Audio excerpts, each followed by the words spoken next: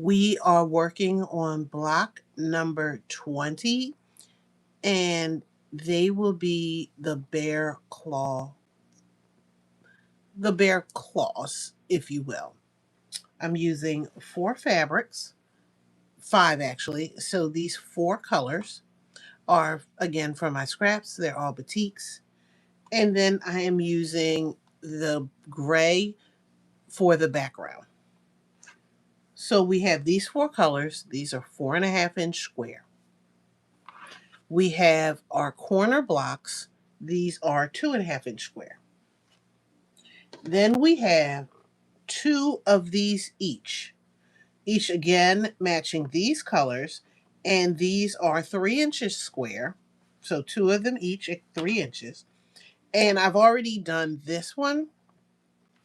So we'll talk about what that looks like. So let's slide these out the way.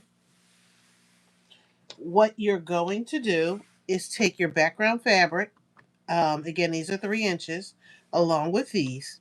And you are going to draw a line on the background fabric. And the only reason why I'm doing it on the background is because that's lighter and I can see the line more than I can if I do it on the dark ones, especially this purple. I could use a white or a gray pen to do it, but I could just easily draw the lines on this. Everyone gets lined up so that the pretty sides are together, and then what they like to call the wrong sides are out. So you'll see the line. We're going to do the same thing for all of these. If you like to chain piece, it's just easier to lay everything out for the sewing. And then that way you're just doing bulk activities as you go, if you will. So the bulk activity that I'm working on right now is just lining up the batik fabric with a piece of the background that has already been marked diagonally. I already worked on the green, so that was already done just because I wanted to test some things out and it made sense to knock those out of the way. It really doesn't matter the direction, even though I have them all going from low to high, if you read from right to left, from left to right, but that's just how I have them laid out. What I'm going to do now is stitch a 1/4 inch on either side of this line. This line is considered my cutting line. So I need a 1/4 inch on either side. Some people will do what is called a scant 1/4 inch. A scant 1/4 inch is just like a 1/4 inch, but it's a hair over. So it's not much. Like, think about your hair, how thick it is. It's not much over. So it's a couple hairs over, a little bit shorter than a 1/4 inch, so that you have a little bit more wiggle room to trim the block. That's all that is. So again, the green's already done. We just have these to go. So let's do these and work on the next part. I lay my foot down. There's a guide for my 1/4 inch feet that is on this. Sometimes if you use a regular foot, it won't have this guide, but the guide lets me know where a 1/4 inch is. If you don't have a guide, you could use 1/4 inch tape. You could use some other things that would allow you to do that. This really allows me to make sure that I have a 1/4 inch or close enough to it. Again, I will move it in from that little guide just a little bit to give me my scant 1/4 inch. And what we're going to do is just stitch one right after the other. So this is chain piecing.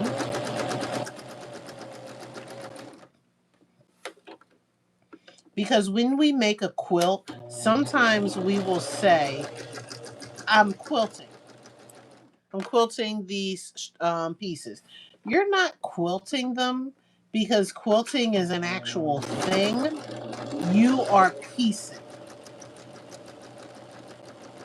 So you're putting the pieces together. The individual pieces are just squares and rectangles or whatever you're working on, but they are not like they're not blocks. Sometimes we use them as if that's what they are, but that's not the correct terminology. And it's important to use the correct terminology, and I'm trying better to do that because I know what I'm talking about, but when I go to the pattern, this is not what they call it in the pattern, and I don't want to confuse people. So again, we're coming on the other side. I can just whip that back around and then do the other side. Depending on how much of a tail I have, and this is the tail here from the thread, that's going to depend on how close I can get to the edge before I can start to feed the next one through. So it can be done. Sometimes it's of a benefit to give yourself a little bit more of a tail. If you give yourself a really long tail, then there's really no sense in chain piecing. That's just me. The goal is for the chain piecing is number one to keep your pieces together, but also not to use a lot of thread because we will pull each piece out, clip it right about out here, and then use the next one. And then there's just these really long tails.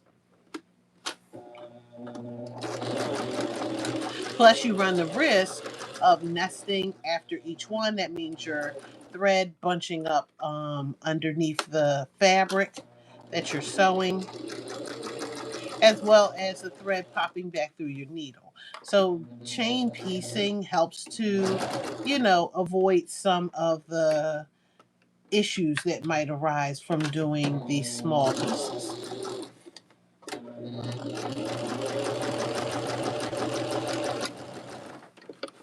Okay, and this is what I mean by pull it out. So we want it out far enough so that when we cut it and then we bring that needle back up, it won't cause our thread to go back through the eye of the needle. Because I don't want to have to rethread that needle time and time again. These are the tails. We cut those off. So the next thing that we're just doing is taking our squares, our pieces that we stitched on either side of that line, and we're just cutting the thread, the tails in between them. Okay. So now this looks like the one green one that I have. What we are going to do, either using our scissors or our rotary cutter, we're going to cut on that line that we drew to make two half square triangles.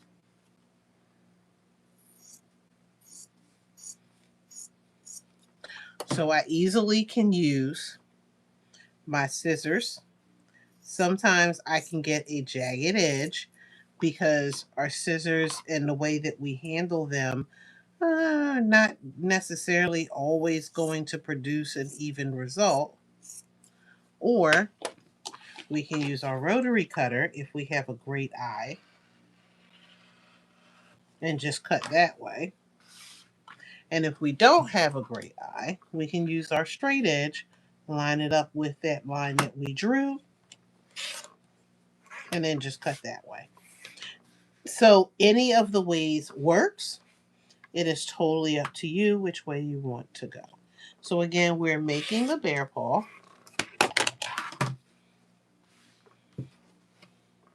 We're going to slide all this out the way. And we're going to go over here to our iron. So what we want are half square triangles, and we want, okay. That's why, like in real time, you get to make errors and then you can't edit them out.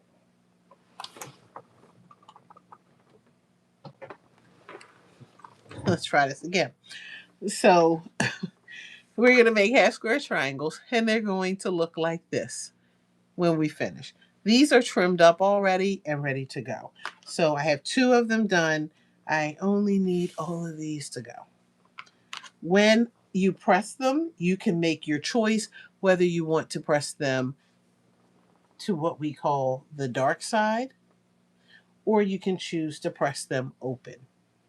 I tend to press them to the dark side so that I can do a process called nesting if needed, but that's usually just the way I go. But there are people who prefer to press them open, and that is your choice. Again, there are two things that we can do with an iron. An iron is meant to iron. A presser is meant to press. So if you think about a t-shirt press, if you are pressing, you just lower the press onto your t-shirt and your vinyl, and then when you lift it up, you've just pressed it. When you use an iron, typically you move the iron around the fabric, so this is considered ironing. So when you use your iron, there might be just a little bit of pressing, but you don't want a lot. You just lay that iron on top and you treat it just like you would that heat press and just press those into place. I turn this on the dark side so that way when I flip it over onto the seam, I'm pressing that seam to the dark side. If I press it on the light side, then the seam would be facing the light side of the fabric. So this is getting pressed to the dark side. What is the difference between pressing to the dark and the light? Typically, you could see the shadow of the seam through the light side. So when you press to the dark side, then you don't see that seam. And when you're looking at your finished quilts, sometimes when you see it, it's like, oh, okay, that's a little bit more pronounced than I want it to be. The thing that I suggest is if you're going to press to the light, because sometimes you can't avoid it, just be consistent. And that consistency will help that seam to blend in to what your final quilt pattern looks like. Sometimes you get these little buckles that are hard to knock out. Then it requires you just to kind of move the iron. Again, mushing it all around the place is the part that you don't want to do because it helps to stretch out your fabric, and you don't want to do that because it will cause it to wave and warp. Especially because we're working with half square triangles, we're working on the diagonal, which is called the bias of the fabric, and that creates that problem even more because the bias is the stretchiest part of the fabric. The rest of the bear paw itself isn't quite as time consuming other than the trimming. So when you work on quilts that have a lot of half square triangles, be prepared to think about how you're piecing it together. When you are piecing it, you're going to be making like a ton of half square triangles. Even if you're making 16, it's a lot. And so you may want to think about doing it in sections so that you don't sit for the next 2 hours pressing. There are other people who love to sit and press for 2 hours because they know that when they're done, they're done. But that's why I'm saying you have to plan that out because you're going to make the decision as to what works best for you. So if it works best for you just to sit and knock out all of the ironing in one day, that's what you do. So for example, if I need to watch a movie, so I want to see both episodes of Wicked, and I put that on my television, I absolutely can sew and watch Wicked. I'm sorry, I can absolutely press and watch Wicked at the same time. So I could take all of the gazillion half square triangles that I have and just go ahead and press them while I'm watching the movie. So then that way, maybe I'm listening to soft jazz when I'm actually ironing, when I'm actually sewing, because I may need to pay a little bit more attention to the sewing part of the project than I do to the ironing or the pressing of the project. Again, it's personal preference for you, which way you go. But, like I said, that's just like a thought for me when I am thinking about what to do. If I don't need to watch a movie for a long period of time, then yeah, maybe it's a TV show, maybe it's Law and Order, but like I said, whatever it is, that's a great time to get that done. We'll set all that aside. So now we have all of our pieces. They are all stitched and pressed. The next thing that we need to do, and typically we do with half square triangles, there are tools that you can use. This ruler itself has a diagonal line that goes right up this ruler. So if I use this diagonal line, I can use this to square or to, excuse me, to trim my half square triangles. I lay the diagonal line right on the diagonal line of the half square triangle. My goal is to get 2.5 inches out of each one. So I am paying attention to the 2.5 inches. We're shaving off that extra. We're turning it. And now we want to make sure that we're exactly at 2.5. Typically, when I'm doing this, the first cut is always going to be a little bit bigger than 2.5. So then that way, the second one is exactly going to be 2.5.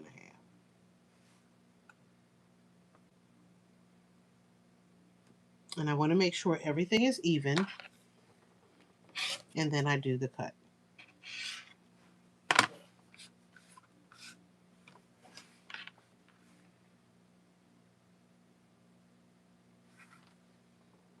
That one's a little off, and I'm mad. I'll show you. For some reason, it shifted a little bit. And see how that doesn't go right to the corner? It's going to mess me up a little bit, but I'll be okay. So this time I need to make sure that I pay attention and that the point right here is going through here. And I shifted that over a little bit and didn't pay attention to that. And that's why I got the cut that I got, or the trim that I got. Okay. So sometimes when folks do videos, if they're not doing a live, they will take and show you how to do one of these and then either speed up or they will omit like the rest of them. Because once you get the gist of one or two, the rest of them are fine. See how it goes through that point and it goes through that point. That's what I want. So that means like when we speed up, the videos could be a lot shorter. And you can get like I said, people that need to get the gist of it can get the gist of it and move on. So sometimes like longer videos, I'm like, I don't need to see all that, right?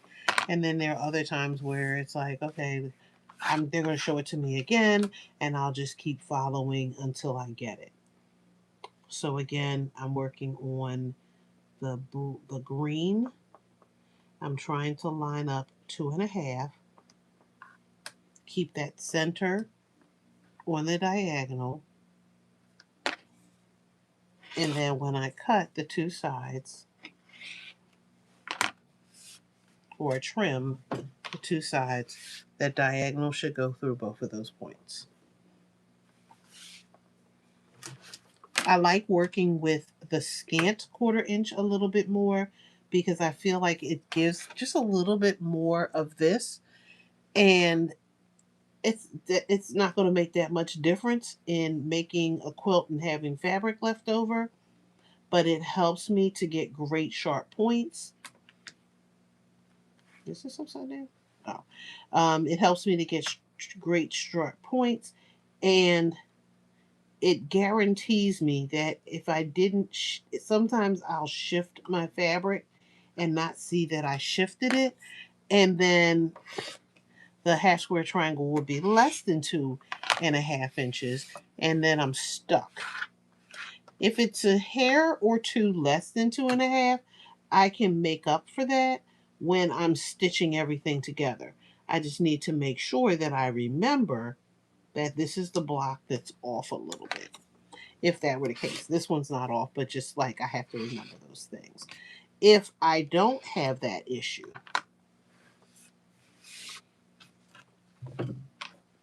then everything is great. But like I said, sometimes it's a little shorter than what you needed. Now, if it's 2¼ inches, you're going to have to think about doing that block again, because that unit again, because it is going to change the way that your final block will look. But again, I'm making sure the first cut is a little bit bigger than 2¼ 2½, excuse me. So then that way I have some wiggle room when I go. And this is like, this one is really wonky. And I just need to make sure that everything is nice and straight and it works the way that it needs to. But like I said, if it takes you a little bit longer to do this, better to do it now than to have to try to figure it out a little bit later when everything doesn't line up.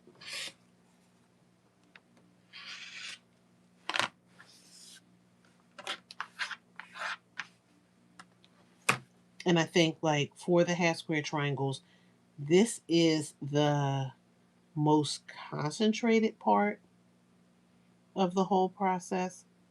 Um, and other diagonals. So like if you're making flying geese or things like that. And that's one of the reasons why I like to use specialty rulers for this, because then I don't have to eyeball it, because a specialty ruler will take all that thinking out of it for me.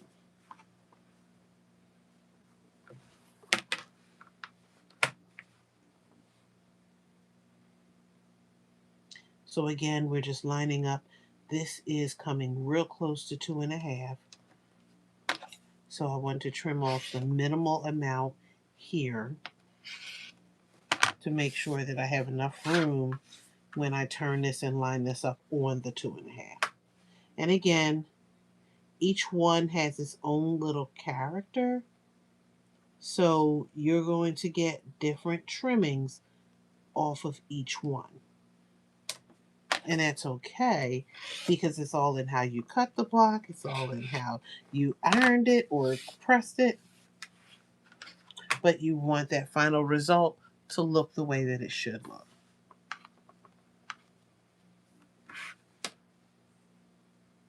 So I'm lining again using, there is a line on this ruler. Most new rulers, and I mean new, like if you haven't been quilting for years, most and have those rulers for years, most of them will have this 45-degree angle. Some have a 60, some have a 30, but they will have that going through it. I do have a set of rulers where it doesn't do this, and I don't know if that was just a factory mistake, and so then they sold that package cheap. I'm not sure, or if there was some other purpose for it, and I just am not aware of why those lines are off. But like they say, you get what you pay for.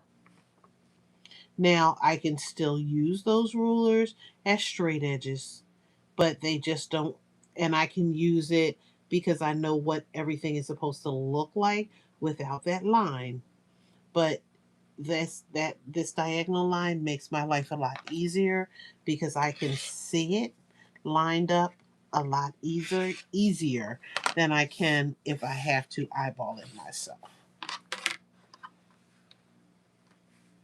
And like I said, these units will go together a lot faster once this process is done. But this is the one where you really just take your time and go through this. So if you're watching this and you're like, you know what, I'm just following her as she goes and I'm cutting out my half square triangles, then you leave this in regular time. If you're like, you know what, I got it, because she's talking and explaining things, I went ahead of her and I got all my blocks done, then you can absolutely speed this up and go right to the part where we will be assembling. And that's only like those that's for those of you who are not watching it live in real time. So again, a little bit more from the half point, from that 2.5 point. And then when you trim the side the two sides you trimmed, now you want to line that up with the 2.5 inches. Okay, one more blue. All the greens are done. Two more of the orange, and I think two more of the purple. And then all these will be finished. So we're almost halfway finished. That is 2 1/4. So we can back that up just a little bit. Thank you for subscribing or clicking on the like. I appreciate that. I am winding down my school year and I am thinking about what projects I would like to work on for the summer. So I am interested in getting feedback from folks to see if there's something that, they would like to see. I'm doing a quilt shop hop this summer. So if there's some things that I need to get to work on while I am shop hopping, or as a project to add to the fabric collection. So I'm not planning on buying a lot of fabric, but if I have to buy the pattern to be able to make the quilt, then I may buy the pattern. A lot of them can be purchased online, but sometimes there's nothing better than having the copy of the one that was at the shop.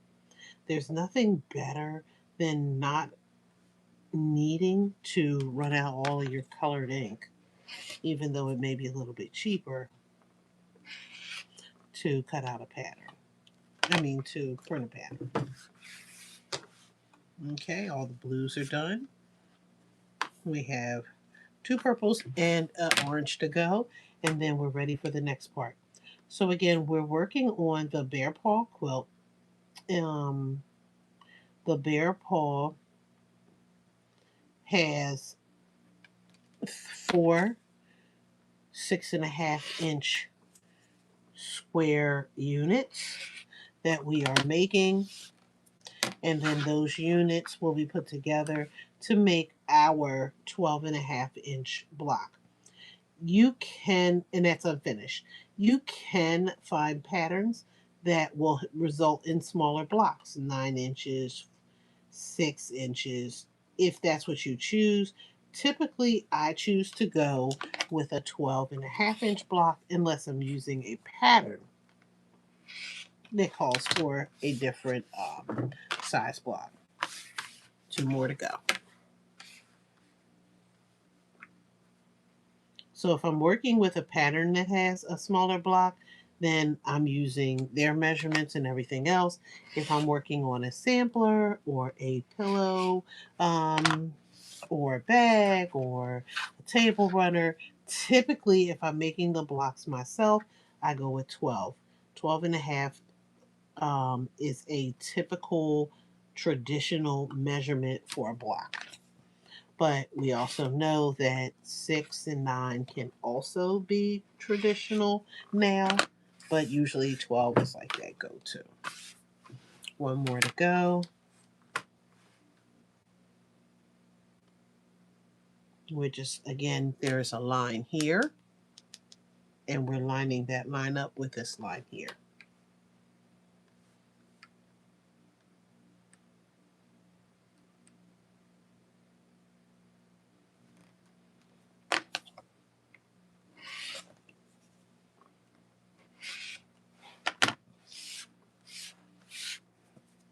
And you could, and depending on your seam, you could have what I like to call dust when it comes to trimming these up, or you could have like a slither.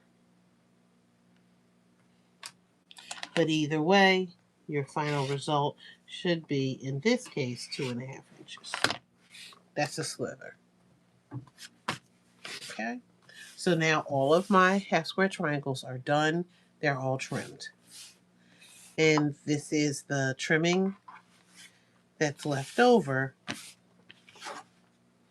from the majority of these half square triangles. Remember, I did green a little bit earlier, so you don't see the slithers in that as much as well.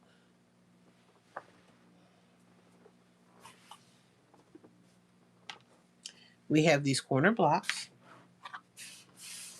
and we have the bigger part of the ball. So my orange, blue, I have to talk to myself, green, orange, blue, green, purple. I'm going to lay this out so that I see what I'm doing.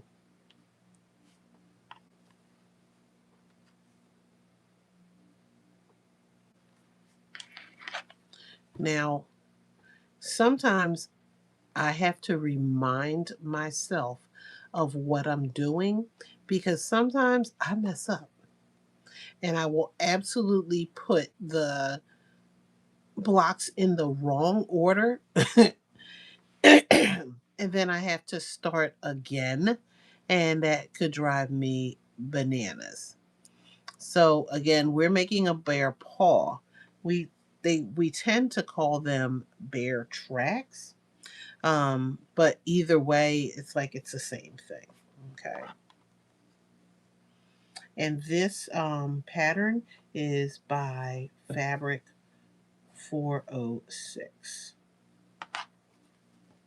Okay, so it would look like that. And somebody reversed her order. So let me do this. Because I'm going to stack them.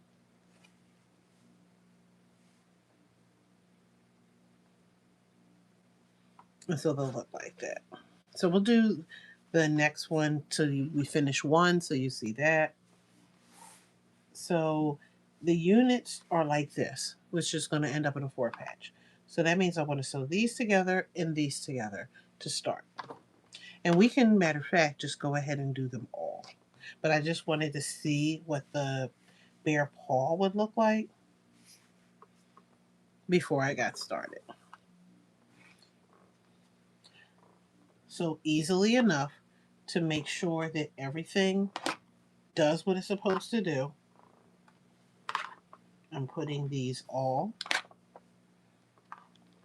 in the same order, lay out the same way. Because sometimes when I do this, I will do this wrong, and sometimes the order doesn't match. So see if I turn this way or I turn this that way, they don't match, and that's important. So you need a mirror image. That's why it's important to lay it out.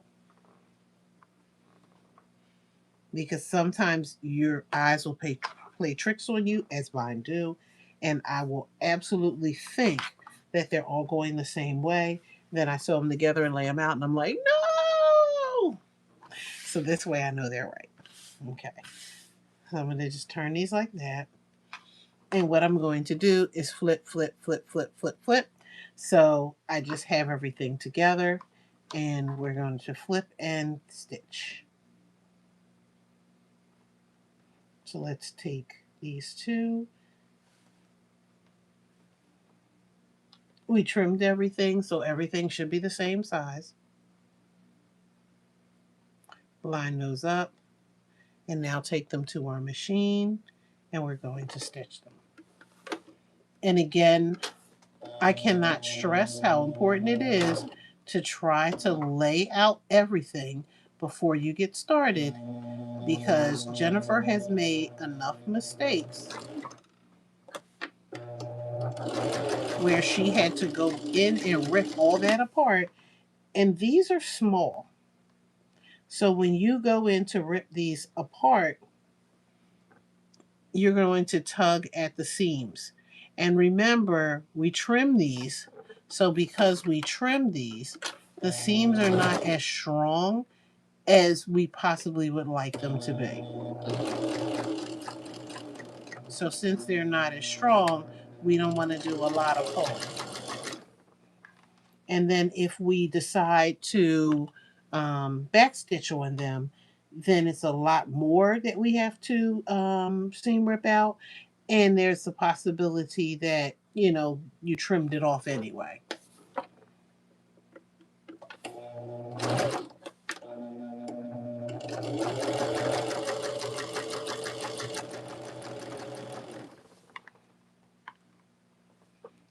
Two of each color, 4 colors. There are a total of 8 units. So we just finished 3, and then this is the 4th one, so we're halfway done.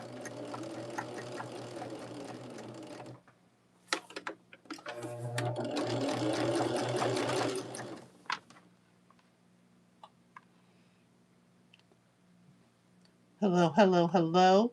We are working on the Fabric 406 Bear Tracks. I called it a bear paw, so I have to update my description. These are bear tracks.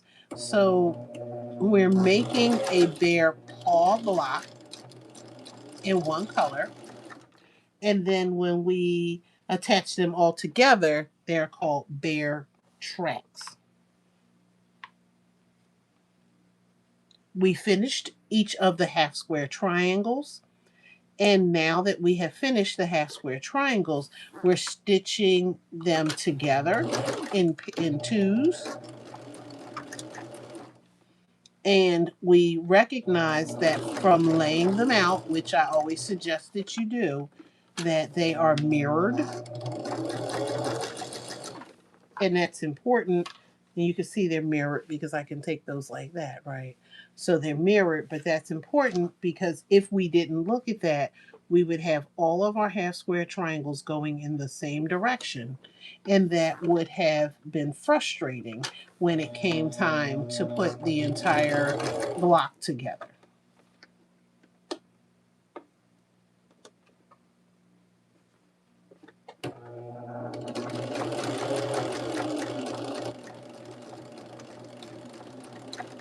Okay, and then we have one more. Whoops, I hate when I do that.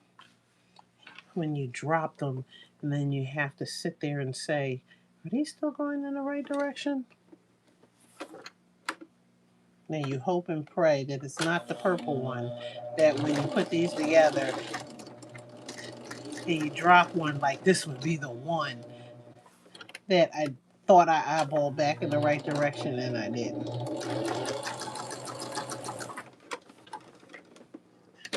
Okay, so they're all chain pieced together.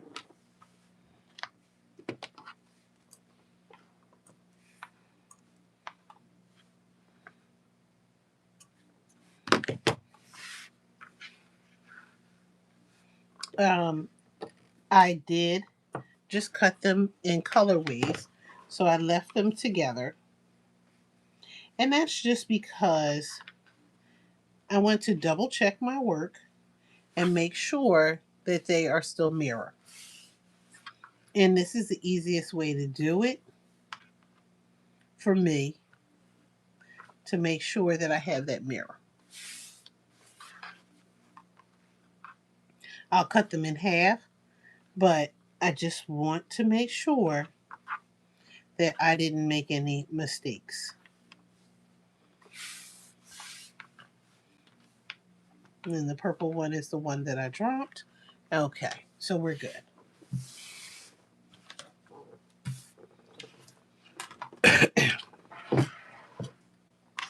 Okay, so we'll take these back again to our iron.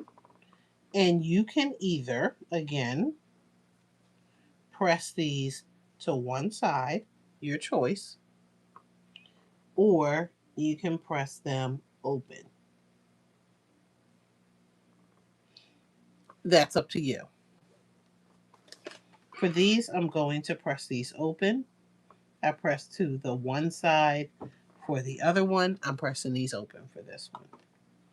And I'll tell you why. They're going to meet up at certain, no, they're not. They're not going to meet up. But if they did meet up at certain points, they are going to possibly, no, because I'll add a sashing. But if they met up at certain points, there would be a lot of bulk here and here. And then when I add the other two, there would be more bulk.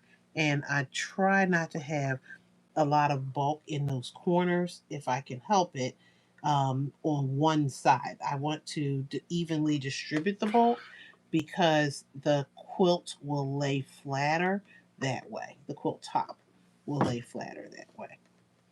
So we have our 8 units, and we're just taking the time to press these. Once we press these, we'll now be able to put the bear paw unit together.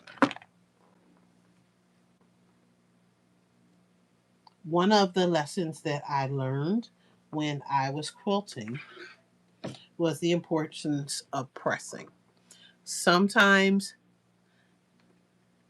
the directions that we get, that's what happens when we don't take classes. Sometimes the directions that we get won't have, like, you need to press, you need to press, you need to press. And so because they don't do it, then we think we don't have to do it. Sometimes patterns won't say you need to trim the block. And then sometimes they won't tell you to trim the block to a certain size. They won't tell you to measure the block to make sure that it meets the measurement requirements. Because sometimes, again, we can make a seam too big or a seam too small, and that will throw off our measurements. And that's important.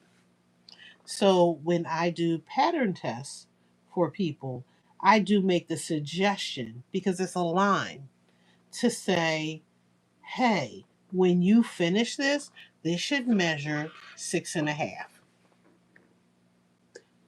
Because otherwise, I have to figure that out, and I know to figure that out.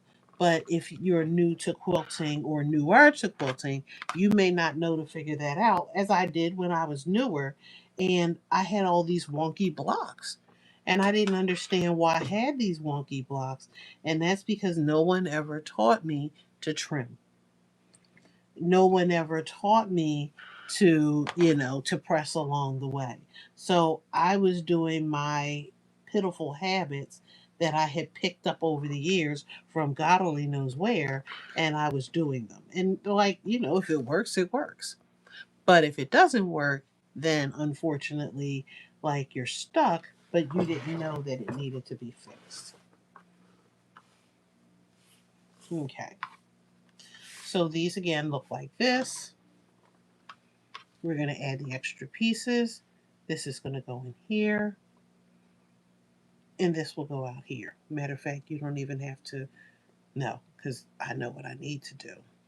I need to make sure that all of the gray, because they read like a white almost, I need to make sure they're all faced up.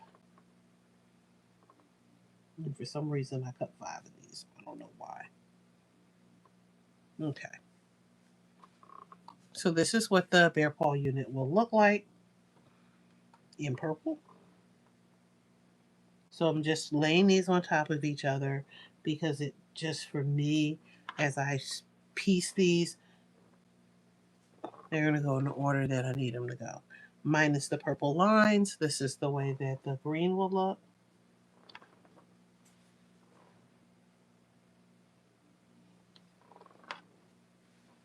This is the way the blue unit will look.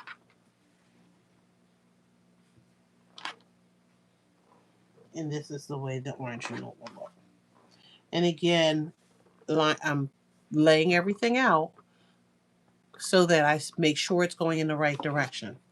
Sometimes when I don't lay it out and I think I know what I'm doing, that's when I can get something on the wrong direction. So, for example, I might have a block that looks like that because I wasn't paying attention. So, it's just important to pay attention. Okay, so this is like a 4 patch. So, we take these apart. you have 4 patches. So when I sew 4 patches, I go like this. Now, because that's a little smaller, I don't want to lay that on top of that one. So I'm going to just turn it, and then this way I can lay it like this. So I'm actually laying the smaller pieces onto the bigger pieces. So we're going to take these, press them like this, and we'll get that part done.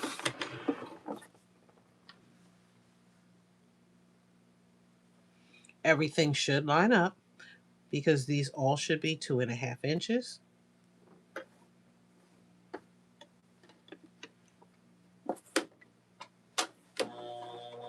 You can choose to backstitch if you like.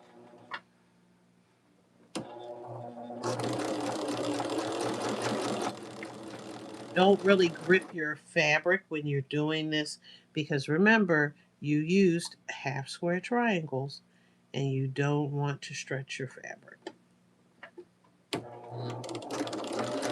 We started off with 2.5 inch half square triangles together. 2.5 and 2.5 are 5 inches. We used a 1/4 inch seam. 2 1/4 inch seams is a half. So these become 4.5 inches. So this is 2.5 by 4.5. So if our block is 4.5 inches and this side one is 4.5, that means they should line up. I'm paying attention. I didn't take the units and take the time to measure to make sure they were 4.5. Some people actually do that. If I find that while I'm sewing it, they don't line up, then I need to look at my measurements. That would be the time to rip and do it again. But they should line up at 4.5. If they line up, I'm good. And that should be without pulling. If they're a hair off, a hair or two off, I can do a little bit of tugging to make it work and I wouldn't worry about it. If they're like really off, I need to redo something. Something's not right. Okay. So then when we finish the units for this, we just press them. We make a decision on how to press them. And then we go back and we put everything together. Then all 4 paws will be made. And the only thing that will be left is to put the paws all together. Now, I will say this pattern lends itself to creativity. So if you didn't want to make a block of the paws, you could use these and make a border around your quilt or the sashing to go as part of the quilt. So there are endless possibilities for how you could use these if you did not want to make a block out of them. So sometimes you can think about what your block, what your quilt is going to look like, and use parts of blocks to go around it. Of course, I would need more of these, but that's just, a thought that you could use. But again, we're at the process of making bear paws. Because we're using 4 bear paws, the name of the block is called bear tracks. So 1 block is a bear paw, 4 would be bear tracks. Okay. So we can leave the units together if we choose and press them that way. And that's all the color units. And again, tedious as it is, I can open it up and make sure everything still lines up the way it's supposed to. And again, from practice and human error over and over and over again, well, it's a good idea to do. So again, you make a decision. You can either press your seam open or you can press it to one side. If I press this to one side, I'm going to press to the dark side. But on this one, I would press to the light side. It's going to go to the light side one way or the other. So my question would be, do I want it to be thick on the white side or a little thinner on the white side? If I want it to be thick, I'm going to take the both seams and press them to the light side. If I want it to be a little thinner, I will only press the light fabric to the light side and the dark fabric to the dark side. But again, that's personal choice. I'm pressing this way and this way. Now when I put these two units together, and this is pressed down and this is pressed up, when I take these like this, line those seams up, what we're doing is called nesting. That's because the bulk is on this side, the bulk is over here because of where the seams are, and we can line those up and clip them so that everything lines up neatly, and it should align when we stitch this together. So that unit is ready to be stitched. We'll do the same thing with the other three.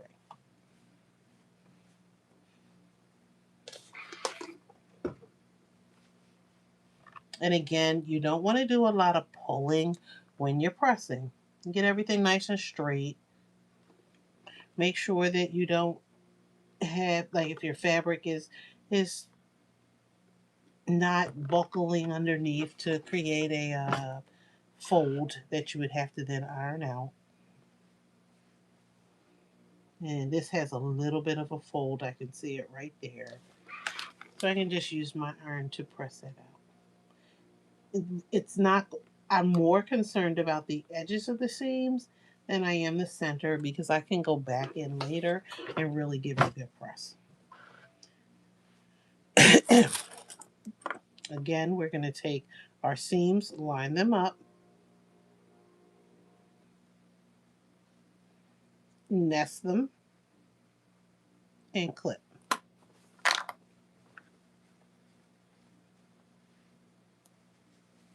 We could press it this way as well. That way you don't get the fold to start. You move that down just a little bit.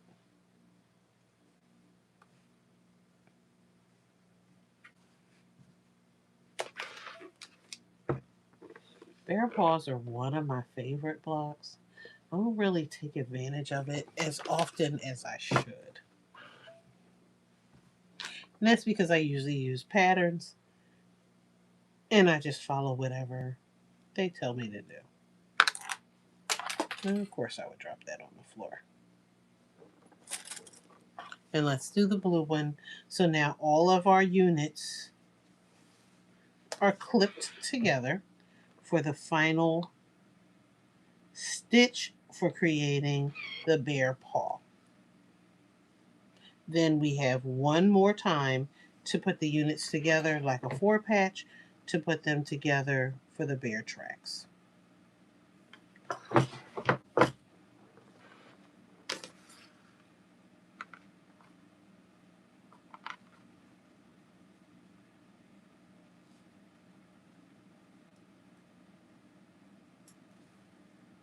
Okay, so all of them are clipped together.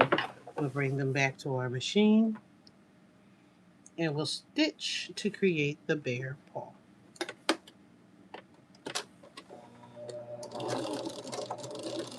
Again, you can choose if you want to do a back stitch, that's up to you. Sometimes my sewing foot will want to push my fabric back, that seam, and I want to make sure that everything lines up the way that it's supposed to. Okay, one down, 3 to go.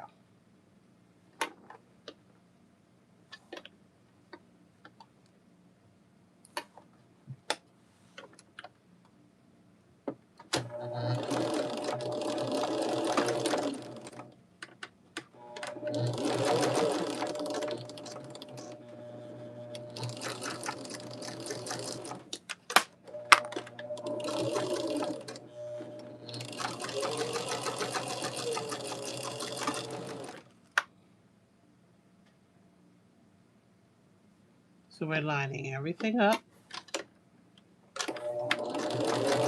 Like I said, I'm choosing to backstitch.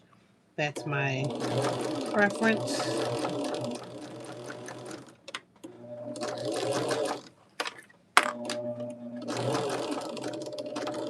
But this block and the directions are on fabric 406. When I finish the video, I will link that to the video in the description. It is a free pattern, so whenever something is free, we can absolutely talk about dimensions. When it is not free, unfortunately, we can't talk about dimensions because somebody took the time to write and edit a pattern, and it's only fair that we honor their time and effort through their finances. Okay. So now when we open it up, we have a bear paw.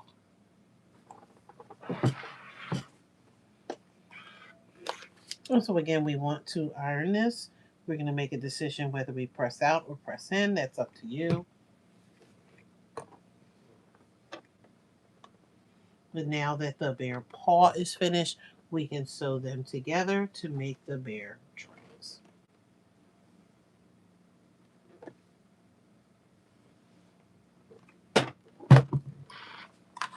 That's one.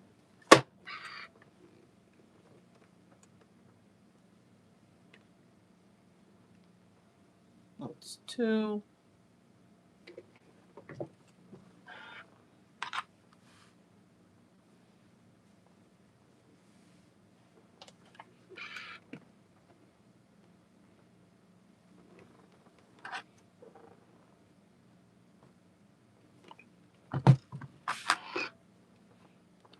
That's three.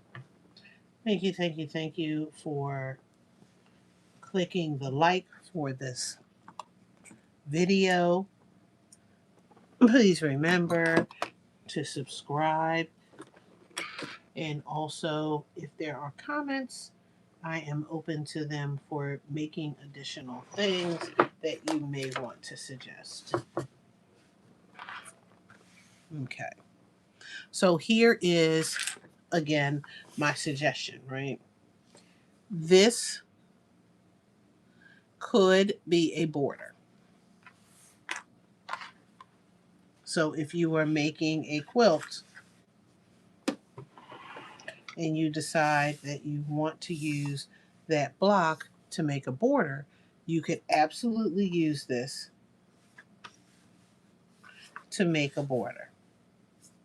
So you are not limited to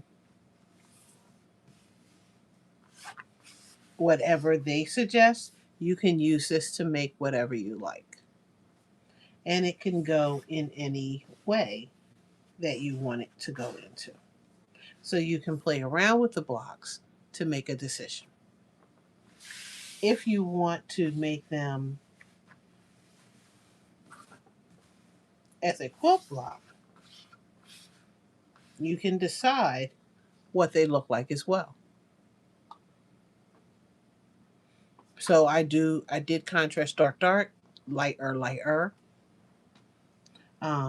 You can change the order any way that you like.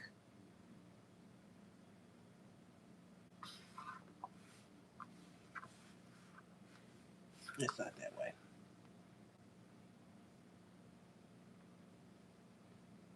So you can move this around to look any way that you would like it to look. So you can absolutely make up your mind how you want this block to perform. So your choices are not limited to what the pattern says. You can decide on your own. Okay? I'm going to leave this one, however, the way that 406 has it, And so this is the way that we're going to leave it, but know that you have changes. Again, 1, 2, 3, 4, we have a 4 patch. That means that we can take this one and go onto this, and this one to go onto this. If your sewing is a little off, like mine can be, you can use your ruler to measure it. And when you measure it, oops, if all your seams were almost correct, you should have it at 6.5. So this should be a 6.5-inch block. You could go through and measure each one. Make sure I got these going in the right direction. So we're going to go here and here. So we're just flipping these over. These two seams are going to line up, and these two seams are going to line up. So because they're going to line up, I am going to do that right now and clip. These don't have to line up because there's no seam on this side. So I just need to make sure they line up here. And notice there's a little bit of bulk up in there. I can either let that bulk come off the side, make sure that my lines are lined up here right. So, and I can tell they're lined up because this edge lines up. And then I can just trim that off if they're really far off. Now I measured, so I can just take this to my to my cutting mat, and I just want to make sure that these are 6.5. Because if they're not, I want to fix that now rather than have that hangover. Line it up with 6.5. That means it's going to go through the triangle on both sides. And it looks like there may be a little extra bulk. So I just want to do it this way. Because if I can get that out of there, I don't have to do a stretch.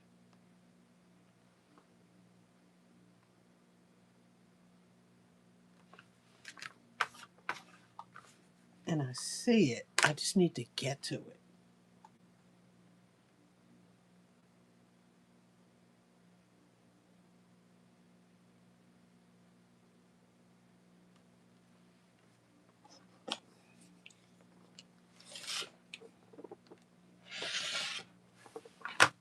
Oh, I didn't mean to do that. Okay. Well, I did mean to do that, but I didn't want to do it that way.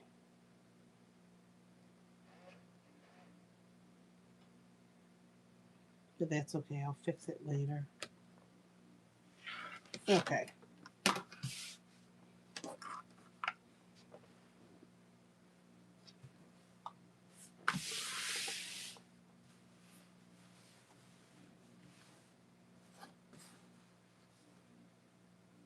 Okay. What I did was I cut a little bit too much off of this edge, and I didn't mean to do that. So that means that my point is going to get cut off, but that's okay. I'll be all right. So now this time when I line them up, they line up perfectly. And that's why it's important to go ahead and do the 6.5. But I tend to find that usually it is right. And so I hate doing extra measuring if I don't have to. So I wait until it doesn't line up and then I try to fix it. What I should have done was trimmed it off down here because there were no points rather than near the points.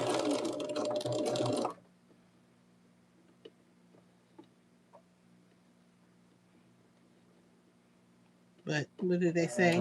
C'est la vie.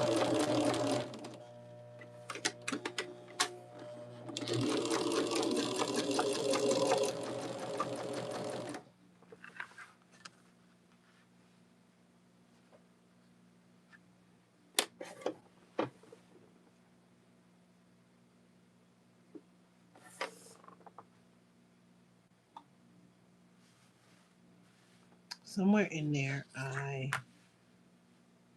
switch this, and I want to make sure I fix it before I take the second one through the machine.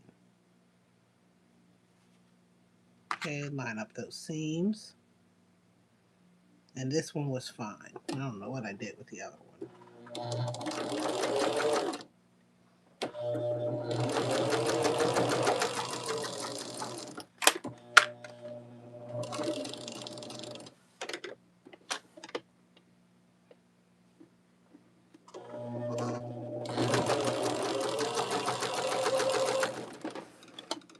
Okay. And I just want to make sure that I did what I was supposed to do before I ironed them. Okay. Okay. So I switched that back, so I'm good.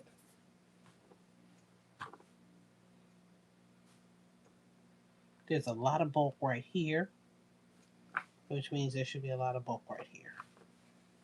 So I want to press those things open because I can already feel that bulk.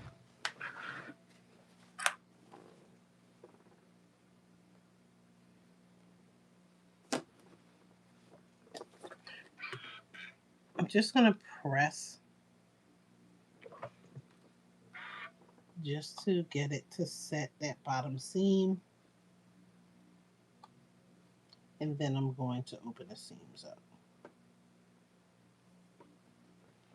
And it's the bulk is right here because you have all these coming here. You have two half square triangles coming here, and it just created a lot of bulk. And so we just want to flatten that out.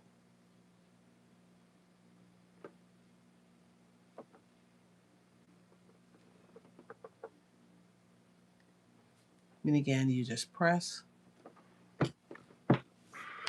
and that will help to lay that a lot flatter. And we'll do the same thing on this side. I did leave the chain piece in there.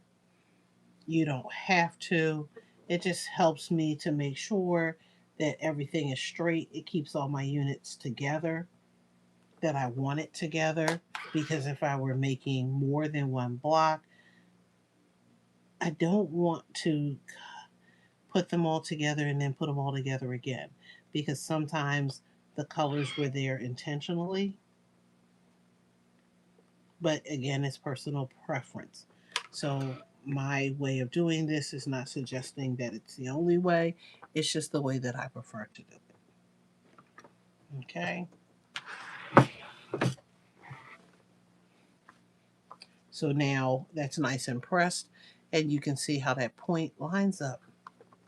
Let me pull that up.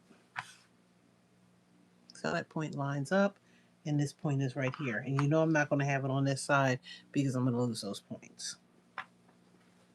I did the same thing over here. So I'm upset that this is going to be the one side that it's not going to be pointy on. But I'll get over it. We're going to line up our center seams.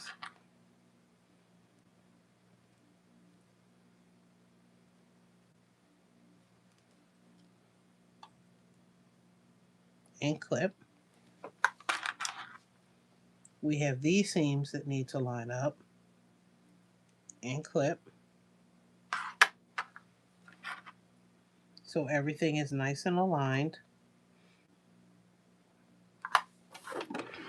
And this is the great part when you're making the block, is to make sure that those seams are all lined up, because it really does help that final look.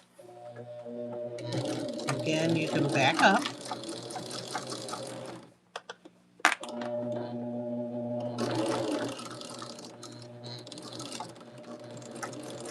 Make sure your seams are flat. Oops. I left that loop in there, so I do make sure that I push it down when I get to that part.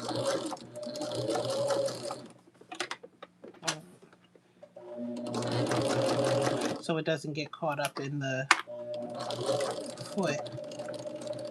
Take my time with my pieces to make sure that the seams don't push back on me.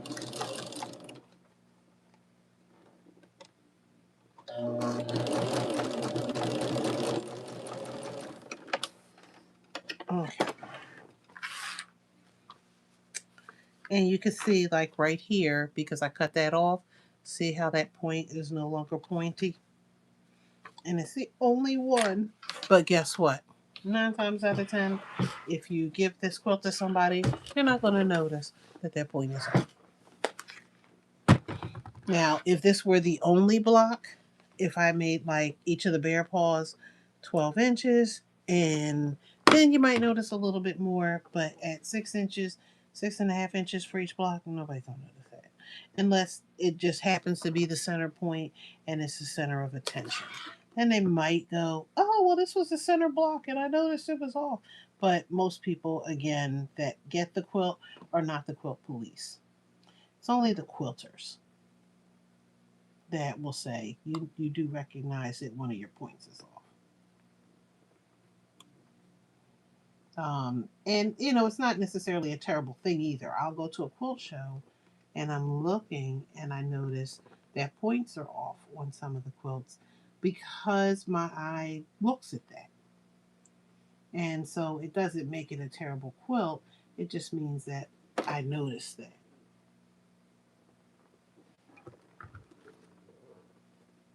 And it's okay to notice it. But I'm not going to insult the quilter by telling the quilter that, your points are off. And I'm not going to sit in a quilt show and, critique the quilter. Now, if you ask me to, I might say, hey, but I'm not. That's not my game. My end game is not to look for the flaws in somebody's quilt project. Okay.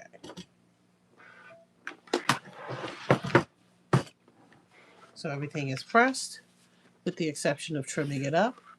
We have the bear claw. The bear claw blocks that all together make up bear tracks. And so this one is finished. I'm a 120. I'm still debating over whether I want to do a couple more. We'll see how I feel before I start thinking about thank you. Before I, you're still up, Shamir, before I start thinking about what I'm going to do with all the blocks. So I am thinking quilt, I'm thinking table runner, and I'm thinking pillow. So I am thinking about those things. But this is finished and we're ready to move on to the next thing. So thank you again for joining us through the month of May, the 20 block series. But I may make a few more because I could do a 6x4 quilt, but we'll see. So stay tuned.